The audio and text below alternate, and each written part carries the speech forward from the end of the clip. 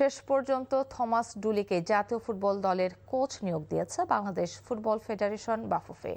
ডুলি সকালে হযরত শাহজালাল আন্তর্জাতিক বিমানবন্দরে এসে পৌঁছেছেন। বাফুফের পক্ষে বিজ্ঞপ্তি দিয়ে ডুলির কথা জানানো হয়েছে। থমাস ডুলি যুক্তরাষ্ট্রের জার্সিতে ১৯৯৪ ও ১৯৯৮ সালের বিশ্বকাপে অংশ নেন। তার জন্ম ১৯৬১ সালের ১২ মে জার্মানির বেছহফেনে। শৈশব কৈশোর জার্মানিতে কাটানো ডুলি ফুটবলের পরিবেশেই বেড়ে ওঠেন। ১৯৯২ সালে যুক্তরাষ্ট্রে জাতীয় দলে অভিষেক হয় তার। ১৯৮১ সাল থেকে ১৯৯৭ সাল পর্যন্ত তিনি জার্মানির বিভিন্ন ক্লাবে খেলেন। ১৯৯৮ বিশ্বকাপে যুক্তরাষ্ট্রের অধিনায়কও ছিলেন। মোট ৮১ ম্যাচ খেলে ৭ গোল করেন। খেলোয়াড় জীবন শেষে ২০০২ সালে কোচিং পেশা বেছে নেন।